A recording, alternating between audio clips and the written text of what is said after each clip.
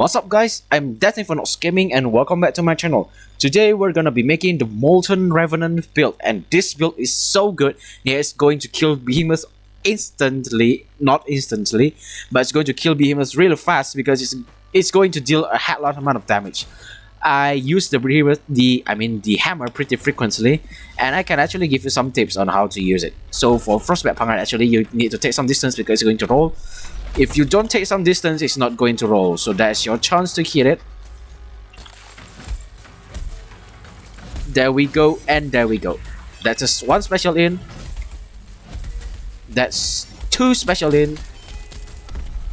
And that's the stagger, I guess. Come on, stagger. There we go. So here's your chance to use the Revenants and get the hits in. One special. Two special. And it's dead. Pretty easy, huh? And that's how good the Molten Revenant build is. And as a hammer user, well, this one is just food, actually, pangar.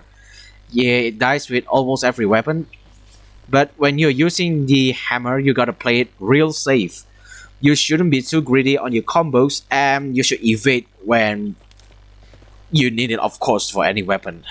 But for this hammer right here, the only selling points of the hammer is the priming attacks and the special, and for this case it's only the special, so you gotta look for opportunities to be able to cast the special, and that's what is hard about this build right here. So let's just check out the build real quick, and hopefully nothing shows up and someone shows up. Something. There should be nothing here.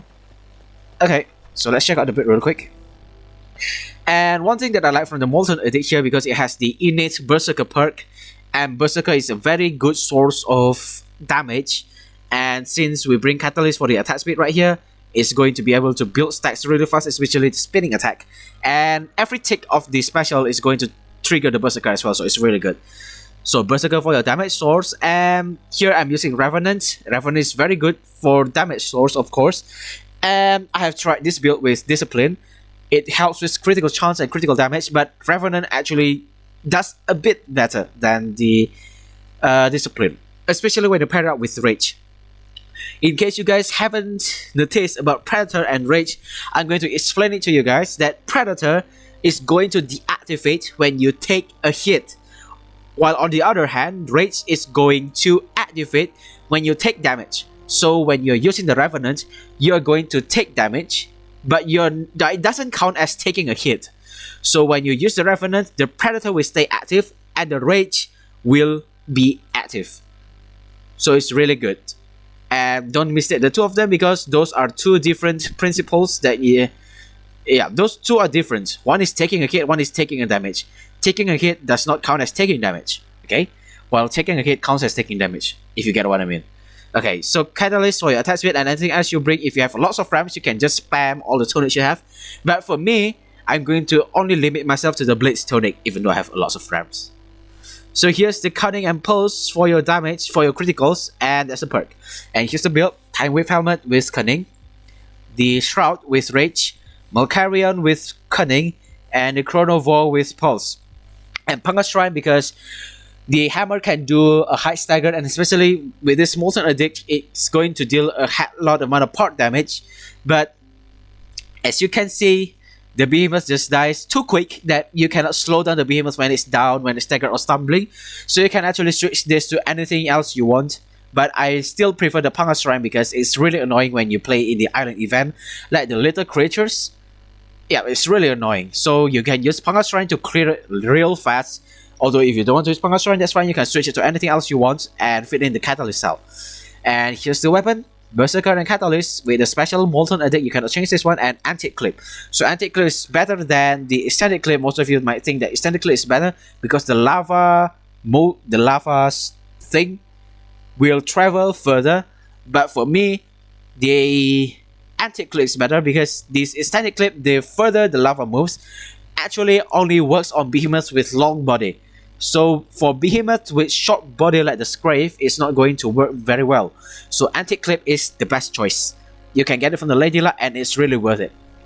Okay, so we're going to try it out on maybe Scrave. because Grave is really agile, and you're going to see how playing safe really works with this guy. So it's going to scream first. That's how you can get in your first special.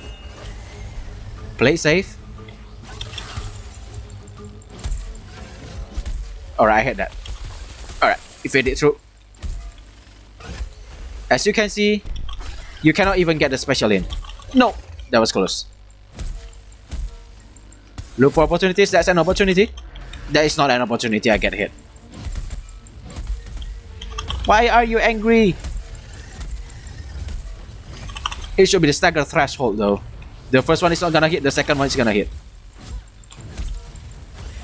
As you can see, it's just so agile. There we go, finally. Revenant and special in. Kaboom. And it's done.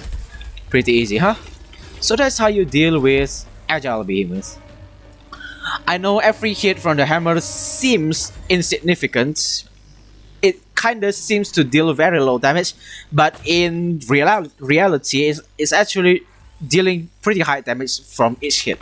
So for agile behemoths, which I'm going to fight Razakiri after this, for agile behemoths, you really need to do it pretty safe.